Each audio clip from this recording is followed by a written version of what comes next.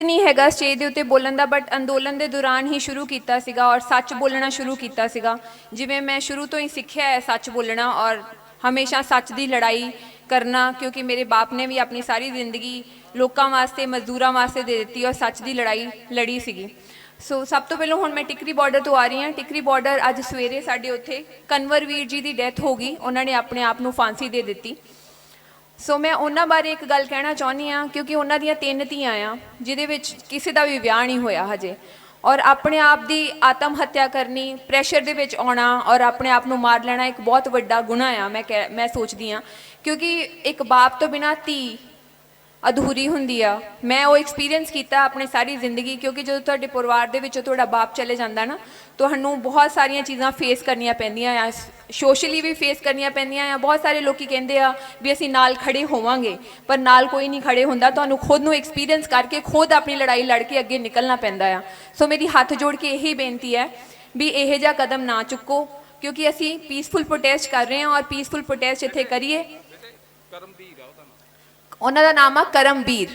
ਸੋ ਮੈਂ ਆਪਣੇ ਪੁਆਇੰਟਸ ਲਿਖ ਕੇ ਲੈ ਕੇ ਆਈ ਸੀਗੀ, ਕਿਉਂਕਿ ਮੈਨੂੰ ਇੰਨਾ ਜ਼ਿਆਦਾ ਇੱਥੇ ਐਕਸਪੀਰੀਅੰਸ ਨਹੀਂ ਆ, ਮੈਨੂੰ ਯਾਦ ਨਹੀਂ ਰਹਿੰਦੀਆਂ ਕਈ ਗੱਲਾਂ। ਇੱਕ ਬੇਸਿਕਲੀ ਇਹੀ ਕਿ ਨੌਨ ਵਾਇਲੈਂਸ ਸਾਨੂੰ ਇੱਥੇ ਪ੍ਰੋਟੈਸਟ ਕਰਨਾ ਹੈ, ਪੀਸਫੁਲ ਪ੍ਰੋਟੈਸਟ ਕਰਨਾ ਆ, ਜੋ ਕਿ ਮੇਰਾ ਖੁਦ ਦਾ ਐਕਸਪੀਰੀਅੰਸ ਰਿਹਾ ਆ। ਮੈਂ ਆਪਣੀ ਸਾਰੀ ਜ਼ਿੰਦਗੀ ਆਪਣੇ ਪਾਪਾ ਤੋਂ ਬਿਨਾਂ ਕੱਟੀ ਆ, ਔਰ ਨਾ ਤੁਹਾਡੇ ਚਾਚੇ ਤਾਏ ਖਲੋਂਦੇ ਆ ਤੁਹਾਡੇ ਬੁਰੇ ਟਾਈਮ ਦੇ ਉੱਤੇ, ਕੋਈ ਨਹੀਂ ਖਲੋਂਦਾ। ਇਕੱਲੇ ਆ ਕੇ ਤੁਸੀਂ ਆਪਣੀ ਲੜਾਈ ਲੜਦੇ ਹੋ, ਔਰ ਜੋ ਮੈਂ ਅੱਜ ਲੜ ਵੀ ਰਹੀ ਹਾਂ ਇੱਥੇ ਖਲੋ ਕੇ ਲੜ ਰਹੀ ਹਾਂ। ਬਹੁਤ ਸਾਰੀਆਂ ਗੱਲਾਂ ਮੈਨੂੰ ਸੁਣਨ ਲਈ ਮਿਲਦੀਆਂ ਨੇ, ਬਹੁਤ ਸਾਰੇ ਮੈਂ ਆਪਣਾ ਕੰਮ ਨਹੀਂ ਦੇਖਿਆ। ਮੈਨੂੰ ਕੰਮ ਜ਼ਿਆਦਾ ਮੈਟਰ ਨਹੀਂ ਕਰਦਾ ਸੀਗਾ, ਮੈਨੂੰ ਮੈਟਰ ਕਰਦਾ ਸੀਗਾ ਮੇਰੇ ਪਿਓ ਦੀ ਜਿਹੜੀ ਲੋਕ ਲੜਾਈ ਉਹਨੇ ਛੇੜੀ ਸੀਗੀ। ਮੈਨੂੰ ਲੱਗਦਾ ਸੀ ਕਿ ਅੱਜ ਮੇਰਾ ਉਹ ਧਰਮ ਆ, ਮੈਂ ਇੱਥੇ ਖਲੋ ਕੇ ਆਪਣੇ ਲੋਕਾਂ ਵਾਸਤੇ ਆਪਣੀ ਆਵਾਜ਼ ਬੁਲੰਦ ਕਰਾਂ, ਆਪਣੇ ਕਿਸਾਨਾਂ ਵਾਸਤੇ। ਕਿਉਂਕਿ ਮੈਂ ਪਹਿਲੇ ਦਿਨ ਤੋਂ ਇੱਕ ਗੱਲ ਕਹੀ ਸੀਗੀ ਕਿ ਜਿੰਨੇ ਵੀ ਮੈਂ ਇੱਕ ਪਿਓ ਨੂੰ ਨਹੀਂ ਦੇਖਿਆ, ਪਰ ਜਿੰਨੇ ਇੱਥੇ ਬਾਬੇ ਬੈਠੇ ਆ ਮੈਂ ਉਹਨਾਂ ਸਾਰਿਆਂ ਦੇ ਵਿੱਚ ਆਪਣੇ ਪਿਓ ਨੂੰ ਦੇਖਦੀ ਹਾਂ, ਮੈਂ ਸਾਰਿਆਂ ਦੇ ਵਿੱਚ ਉਹਨਾਂ ਨੂੰ ਦੇਖਦੀ ਹਾਂ। ਇਹ ਮੇਰੀ ਇੱਕ ਪ੍ਰਿੰਸੀਪਲਸ ਤੇ ਜਿਹੜੀਆਂ ਵੈਲਿਊਜ਼ ਮੇਰੇ ਪਾਪਾ ਨੇ ਮੈਨੂੰ ਇੱਕ ਚਿੱਠੀ ਦੇ ਵਿੱਚ ਦੇ ਦਿੱਤੀਆਂ ਸੀਗੀਆਂ, ਉਹ ਇਹੀ ਵੈਲਿਊ ਸੀਗੀਆਂ ਕਿ ਤੂੰ ਸਾਰਿਆਂ ਨੂੰ ਆਪਣਾ ਪਿਓ ਮੰਨਣਾ ਆ, ਤੂੰ ਸਾਰਿਆਂ ਨੂੰ ਆਪਣੀ ਮਾਂ ਮੰਨਣਾ ਆ, ਤੂੰ ਕਿਸੇ ਦੇ ਵਿੱਚ ਵਿਤਕਰਾ ਨਹੀਂ ਕਰਨਾ। ਇਸੇ ਕਰਕੇ ਮੈਂ ਉੱਥੇ ਮਾਈ ਭਾਗੋ ਨਿਵਾਸ ਵੀ ਟਿਕਰੀ ਬਾਰਡਰ ਦੇ ਉੱਤੇ ਬਣਾਇਆ ਸੀਗਾ। ਅਸੀਂ ਇਹ ਨਹੀਂ ਵੇਖਦੇ ਕਿਹੜੇ ਧਰਮ, ਕੌਣ ਉੱਥੇ ਆ ਰਿਹਾ, ਹਰਿਆਣੇ ਤੋਂ ਆ ਰਿਹਾ, ਪੰਜਾਬ ਤੋਂ ਆ ਰਿਹਾ, ਕੋਈ ਕੌਣ ਆ ਰਿਹਾ ਹੈ, ਮੈਂ ਇਹ ਨਹੀਂ ਸੋਚਦੀ, ਕਿਉਂਕਿ ਮੇਰੀ ਇਹ ਸੋਚ ਹੈ ਬਾਬੇ ਨਾਨਕ ਵਾਲੀ। ਮੈਂ ਕਹਿੰਦੀ ਹਾਂ ਬਾਬਾ ਮੈਨੂੰ ਸਾਰੇ ਕਹਿੰਦੇ ਤੂੰ ਕਾਮਰੇਡ ਆ, ਤੂੰ ਕਾਮਰੇਡ ਦੀਆਂ ਗੱਲਾਂ ਕਰਦੀ ਆ, ਤੇਰਾ ਪਿਓ ਕਾਮਰੇਡ ਸੀਗਾ। ਮੈਨੂੰ ਬਹੁਤ ਸਾਰੇ ਪਿਛਲੇ ਦਿਨੀ ਨਾ ਮੈਨੂੰ ਕਮੈਂਟ ਸੈਕਸ਼ਨ ਦੇ ਵਿੱਚ ਬਹੁਤ ਸਾਰੀਆਂ ਗੱਲਾਂ ਲੋਕਾਂ ਨੇ ਕਹੀਆਂ, ਮੈਨੂੰ ਬਹੁਤ ਦੁੱਖ ਵੀ ਲੱਗਾ। ਮੈਨੂੰ ਇਹ ਲੱਗਾ ਵੀ ਮੈਂ ਆਪਣਾ ਘਰ-ਬਾਰ ਸਭ ਕੁਝ ਆਪਣਾ ਕਰੀਅਰ ਛੱਡਤਾ। ਤੁਸੀਂ ਦੇਖਿਆ ਹੋਣਾ ਮੈਂ ਪਹਿਲੇ ਦਿਨ ਤੋਂ ਇੱਥੇ ਬੈਠੀ ਹਾਂ, ਇੱਥੇ ਆਉਂਦੀ ਹਾਂ। ਮੈਂ ਆਪਣੀਆਂ ਫਿਲਮਾਂ ਵਾਲੀਆਂ, ਲੋਕੀ ਆਪਣੇ ਗਾਣੇ ਕਰ ਰਹੇ ਹੋਣਗੇ, ਫਿਲਮਾਂ ਕਰ ਰਹੇ ਹੋਣਗੇ, ਮੈਂ ਆਪਣਾ ਸਾਰਾ ਸਭ ਕੁਝ ਛੱਡ ਦਿੱਤਾ। ਮੈਨੂੰ ਇਹ ਸੀਗਾ ਮੈਂ ਇੱਥੇ ਆ ਕੇ ਸੇਵਾ ਕਰਨੀ ਆ, ਹੈ ਨਾ।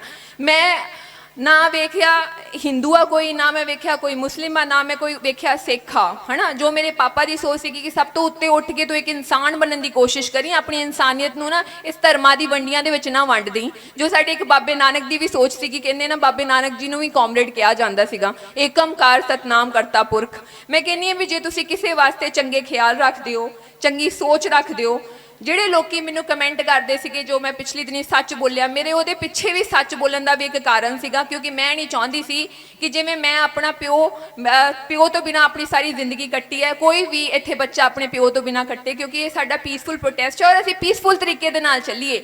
ਜੋ ਸਾਡੀ ਕਿਸਾਨ ਜਥੇਬੰਦੀਆਂ ਸ਼ੁਰੂ ਤੋਂ ਹੀ ਹਮੇਸ਼ਾ ਸਟੇਜ ਦੇ ਉੱਤੇ ਇਹੀ ਹੱਥ ਜੋੜ ਕੇ ਬੇਨਤੀ ਕਰਦੀਆਂ ਨੇ ਕਿ ਤੁਸੀਂ ਪੀਸਫੁਲ ਤਰੀਕੇ ਦੇ ਨਾਲ ਚੱਲੋ, ਵਾਇਲੈਂਸ ਨਹੀਂ ਹੋਣਾ ਚਾਹੀਦਾ ਕਿਸੇ ਵੀ ਤਰੀਕੇ ਦਾ। ਅਸੀਂ ਦਿੱਲੀ ਜਾ ਕੇ ਦਿੱਲੀ ਜਿੱਤ ਕੇ ਕੀ ਕਰਨੀ ਹੈ? ਗੱਲ ਤੇ ਸਾਡੀ ਇੱਥੇ 3 ਬਿੱਲਾਂ ਦੀ ਹੋ ਰਹੀ ਹੈ, ਔਰ 3 ਬਿੱਲ ਕਿੱਥੋਂ ਵਾਪਸ ਹੋਣੇ ਆ? ਸੁਪਰੀਮ ਕੋਰਟ ਤੋਂ ਹੋਣੇ ਆ।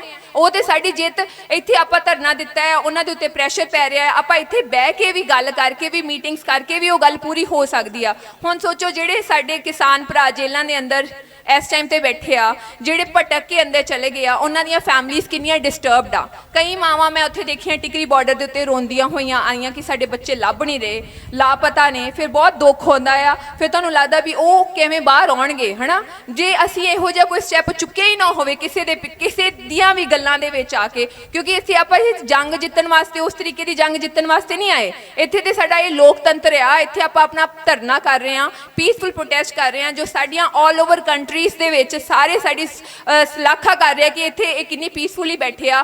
ਸਾਡੇ ਯੂਐਨਓ ਦੇ ਵਿੱਚ ਵੀ ਉਹ ਪਟੀਸ਼ਨਸ ਭੇਜਣ ਦੀ ਗੱਲ ਕਰ ਰਹੇ ਸੀ ਕਿਉਂਕਿ ਮੋਦੀ ਗਵਰਨਮੈਂਟ ਨਹੀਂ ਚਾਹੁੰਦੀ ਸੀ ਕਿ ਇਹ ਜਿਹੜਾ ਪ੍ਰੋਟੈਸਟ ਹੈ ਪੀਸਫੁਲ ਰਵੇ, ਇਹਨੂੰ ਆਪਾਂ ਧਰਮਜਾਤ ਦੇ ਉੱਤੇ ਵੰਡ ਦਈਏ। ਕਦੀ ਸਾਨੂੰ ਖਾਲਿਸਤਾਨੀ ਕਹਿੰਦੇ ਨੇ। ਹੁਣ ਮੈਂ ਪਿੱਛੇ ਜੇ ਆਈ ਥਿੰਕ ਕੱਲ ਦੀ ਗੱਲ ਹੈ, ਮੈਂ ਨਿਊਜ਼ ਨੇਸ਼ਨ ਵਾਲਿਆਂ ਨੇ ਮੈਨੂੰ ਸੱਦਿਆ ਸੀਗਾ ਲਾਈਵ ਡਿਸਕਸ਼ਨ ਦੇ ਵਿੱਚ। ਮੈਂ ਹੈਰਾਨ ਸੀਗੀ ਉਹਨਾਂ ਦੀਆਂ ਕਨਵਰਸੇਸ਼ਨਸ ਦੇਖ ਕੇ।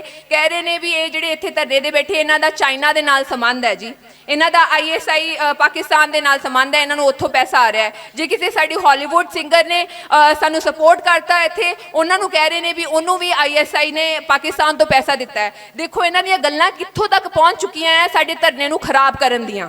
ਸੋ ਮੈਂ ਬੇਸਿਕਲੀ ਜੋ ਗੋਦੀ ਮੀਡੀਆ ਇਸ ਟਾਈਮ ਤੇ ਦਿਖਾ ਰਿਹਾ ਹੈ ਕਿ ਇਹਨਾਂ ਦੀ ਚਾਈਨਾ ਸਪੋਰਟ ਕਰ ਰਿਹਾ ਹੈ। ਮੈਨੂੰ ਕਿਹਾ, ਮੈਂ ਕਿਹਾ ਚਾਈਨਾ ਮੁਰਦਾਬਾਦ, ਸਾਨੂੰ ਕੀ ਲੈਣਾ ਦੇਣਾ ਚਾਈਨਾ ਦੇ ਨਾਲ।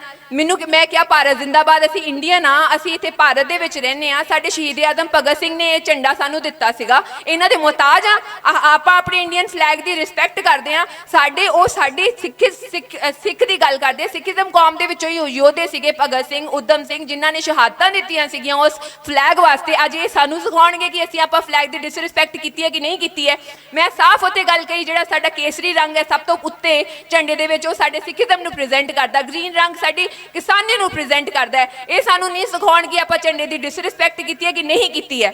ਬਸ ਹੱਥ ਜੋੜ ਕੇ ਬੇਨਤੀ ਇਹੀ ਹੈ ਸਾਰਿਆਂ ਦੇ ਅੱਗੇ ਕਿ ਸਾਡੇ ਕਿਸਾਨ ਜਥੇਬੰਦੀਆਂ ਵਾਲੇ ਲੀਡਰਸ ਜਿਹੜੇ ਆ ਨਾ, ਉਹ ਲੱਗੇ ਹੋਏ ਆ ਤੁਹਾਡੇ ਵਾਸਤੇ ਪੀਸਫੁਲ ਪ੍ਰੋਟੈਸਟ ਕਰਨ ਵਾਸਤੇ। ਪੀਸਫੁਲ ਪ੍ਰੋਟੈਸਟ ਕਰਨ ਵਾਸਤੇ ਮੈਨੂੰ ਬਹੁਤ ਦੁੱਖ ਹੁੰਦਾ ਹੈ। ਮੈਂ ਨਹੀਂ ਚਾਹੁੰਦੀ ਕਿ ਮੇਰਾ ਕੋਈ ਵੀ ਭਰਾ ਉੱਥੇ ਜਾ ਕੇ ਕਿਸੇ ਦੇ ਨਾਲ ਵੀ ਕੋਈ ਮਿਸ ਹੈਪਨਿੰਗ ਹੋਵੇ, ਕੋਈ ਵੀ ਜੇਲ੍ਹ ਦੇ ਵਿੱਚ ਜਾਵੇ। ਜਿਸ ਤਰੀਕੇ ਦੇ ਨਾਲ ਤੁਹਾਨੂੰ ਇਹ ਪੀਸਫੁਲ ਕਹਿੰਦੇ ਆ, ਉਸੇ ਤਰੀਕੇ ਨਾਲ ਚੱਲੋ, ਕਿਸੇ ਦੀਆਂ ਗੱਲਾਂ ਦੇ ਵਿੱਚ ਨਾ ਆਓ। ਕੋਈ ਕਿਸੇ ਨੂੰ ਨਹੀਂ ਪੁੱਛਦਾ। ਅੱਜ ਤੁਹਾਨੂੰ ਕਹਿਣਗੇ ਅਸੀਂ ਤੁਹਾਡੇ ਪਿੱਛੇ ਖੜੇ ਆ, ਕੋਈ ਨਹੀਂ ਖੜੇ ਹੁੰਦਾ। ਮੇਰਾ ਪਰਸਨਲ ਐਕਸਪੀਰੀਅੰਸ ਆ। ਵਾਹਿਗੁਰੂ ਜੀ ਕਾ ਖਾਲਸਾ, ਵਾਹਿਗੁਰੂ ਜੀ ਕੀ ਫਤਿਹ।